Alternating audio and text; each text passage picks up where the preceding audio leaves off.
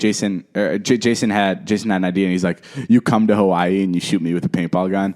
And I'm like, can I do that? Do I have permission to come to Hawaii, shoot you three times with the paintball gun without you knowing? I didn't hear 3 times. I heard one, by the way. It was 3 times. Okay, I'll have to go check the tape. You psycho. And he gave me permission. So he went on his Hawaii trip, and I waited 2-3 days, and I booked my flight. I had to talk to a lot of my friends. Everyone said no, but I found... Everyone said no? Yeah. What did they say? No one wanted it. I asked everybody, and I'm like, do you guys want to come to Hawaii? I'm paying for the ticket. Did people say, like, David, that's a bad idea. Don't go do that? No, they were just like, I don't know, man. I don't know how I feel about, going to Hawaii for so little.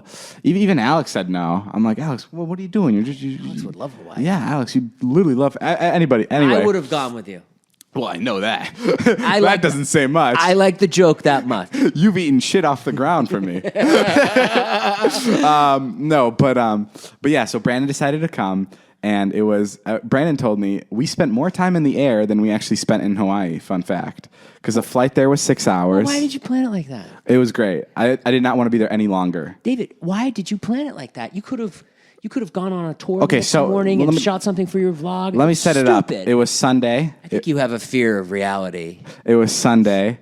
And our flight left at, what time did we leave? I don't even know. Gee, dude, I don't know. You showed up at my place right before our big dinner, right before the $5,000 dinner she paid for. It was the absolute. We left at 7 in the morning. Craziest time. 7 in the morning on Sunday. We landed at around noon or 11. I don't remember, to be specific. Yeah, we landed around 11. Then we rented a car, and then we were off to find Jason, to find out what hotel he was staying at. The whole thing, the whole 9 yards. We were off to find him, and we didn't find him till around 5 o'clock. So wait, when did you land? And I think we landed around 11. Okay. And then... so you had a whole 5 hours. You're like, fuck, I can't find this guy. Basically, we went to the hotel, because on his Instagram pictures, it said he was staying at the Four Seasons. So we went to the hotel. We just were like, fuck it. I'm like, I went to the front desk, and I'm like, hey, I'm surprising my stepdad.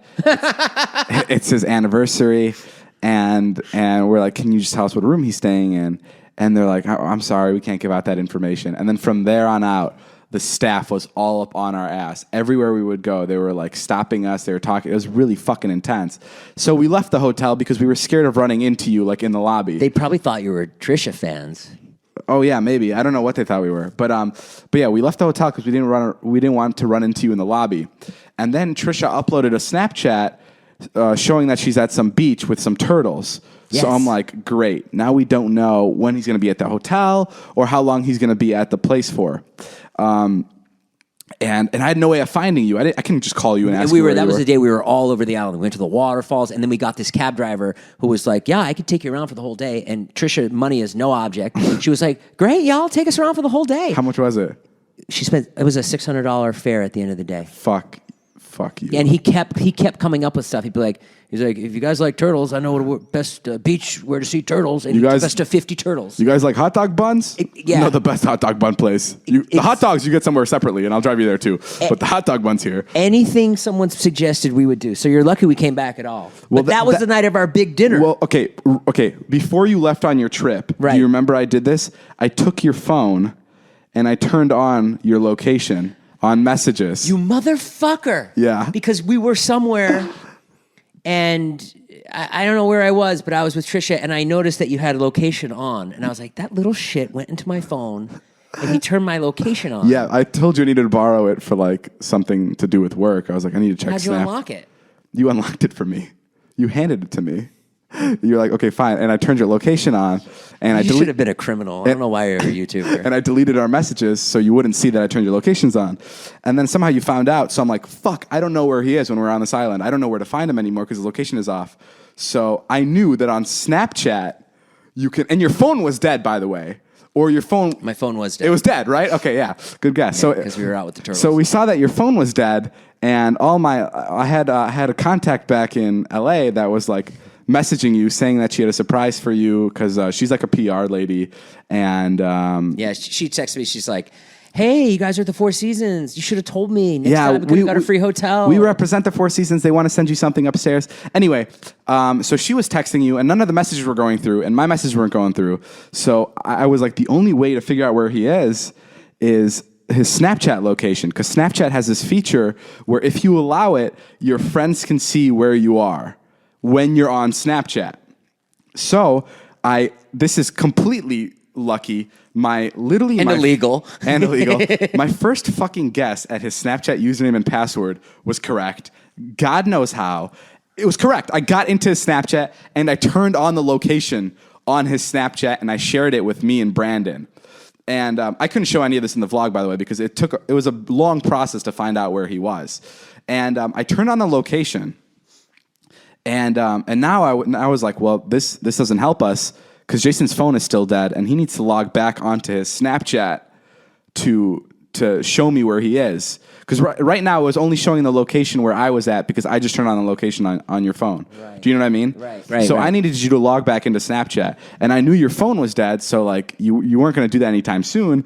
So I posted on his story saying that hacked by XX God. And I said that I was going to upload private pictures in 30 minutes. And I didn't tell anyone I was doing this. So literally, I gave it 2 minutes, and people were tweeting at Jason and Trisha, and our friends were calling me, and they were like, "Did you see Jason's Snapchat? It's hacked." And I'm like, "Fuck! What private pictures are out there?" And I'm like, Zane called me, and he's like, "Dude, Jason's hacked." I'm like, "Oh my god, you should call him because my calls aren't going through. Maybe they'll go through for you." And Zane called him. Everybody called him, and they were calling Trisha because Trisha's phone wasn't dead. They were like, "Trisha tells Jason to check his phone."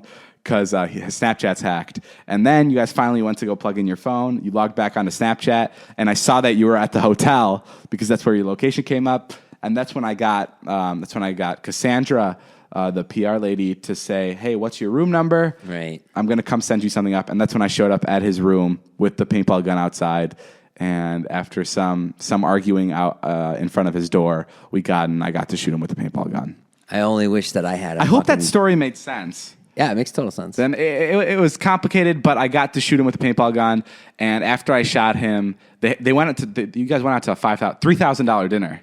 Yeah, right after, right? It was like a bachelor style dinner on the water. Gorgeous dinner. Course after course, drinks. They pre-interviewed us for the dinner. Like, what do you like? What do you not like? You guys had to go out talk to the chef, right? Spoke with the chef. Fucking nuts. It was nuts. It was too much food. You were literally Trisha's like sugar baby.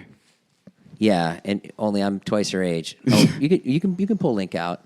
Link, can you please? Our dog's here. She has some new merch she wants to plug. It was really weird because when we walk around the hotel, it was pretty clear that people were looking at me like, "Oh, there's this rich guy with this young girlfriend." When so clearly it was the other way. People thought you were like they'd bring the bill to me, and I'd be like, no, over here.